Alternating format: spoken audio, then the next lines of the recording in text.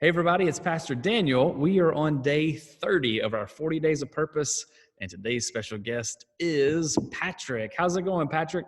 Hey, buddy. How you doing? Good. I'm always good when I get to hang out with you. How are things down there in North Carolina? Warm, nice.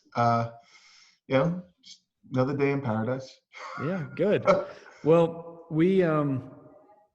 today we're continuing along our fourth purpose, and our fourth purpose is that we are to serve God by serving others. And today talked about that we're shaped by God, and he talked about the way God has shaped us. It's for the purpose of serving Him.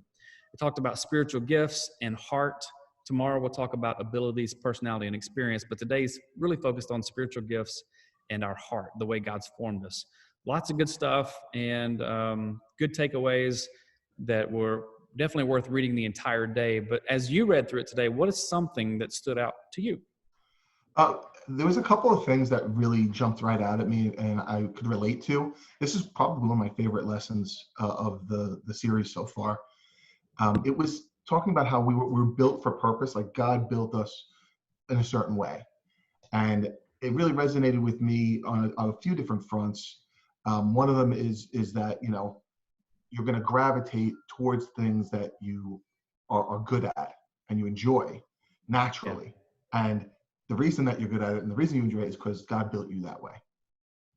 Right? So there's been times when I've said to myself, like, wow, Pastor Daniel is so persistent. He's tireless. How does he do it? And as I'm reading through this and listening to it, I'm like, you know what? It's because he loves it.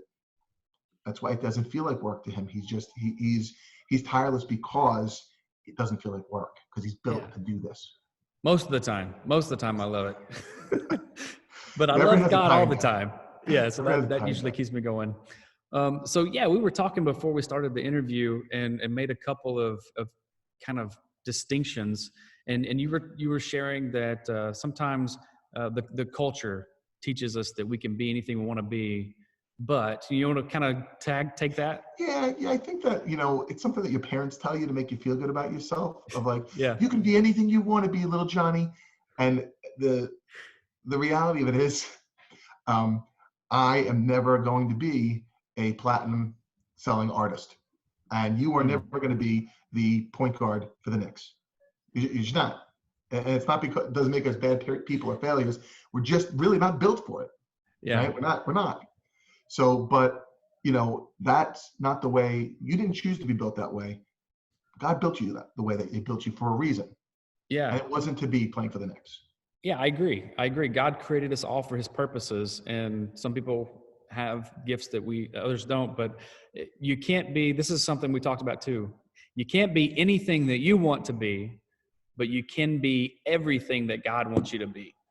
And so the whole point of today is reminding us that, hey, someone has formed you, someone has created you, and there's purposes for the way He's formed you. And so we need to be asking God, okay, what gifts have you given me? What ways have you blessed me and shaped me? And then we take those gifts and we look back to Him again and we say, okay, God, what do you want me to do with these things? Because just because God created me a certain way doesn't mean, okay, I can do whatever I want to do with them. I mean, I have a choice, but that doesn't mean that we're going to find our fulfillment in that. So, what are your thoughts on that? I think that it's kind of like the utmost form of respect that, God built you a certain way to do certain things, to have certain traits and certain strengths. What better way to show appreciation, show respect for that than to actually do what you're built to do? Yeah. And that's really good. The bright side is, you're good at it and you enjoy it. So, everybody's winning. Yeah, you're going to fit in with the way you're designed. And so what are some closing words of encouragement that you have for us today? Give us some Patrick words of wisdom. Heliism. One of the things that kept echoing in my head, and it was something that you've always said to me and something that our friend Sean used to say a lot. In the lesson today, it said, we need each other. We can't do this alone. We're actually built to be codependent and to need each other. Mm-hmm. And it just kept going on in the back of my head. I kept hearing Sean's voice saying, you're built for community. I hear your voice. You're built for community. And that it really tied it in nicely as they closed off the lesson for the day with that, because you are. And You can't always do it yourself. You need somebody to step in and help you sometimes and kind of keep you on the path. And that's Exactly. what being human is. That's right. We need one another. Hey, man, that's a great closing word. We're out of time, right on time. I appreciate you, brother. And I'm glad that I am part of your community and you're part of mine. I am so happy, bro. So happy. Well, we'll keep praying for you and hope that you and your family are We'll be safe praying down for there you in North guys too. Carolina. Keep praying for us and look forward to seeing you again soon. And for everybody else, we will see you tomorrow for day 31. So until then, bye.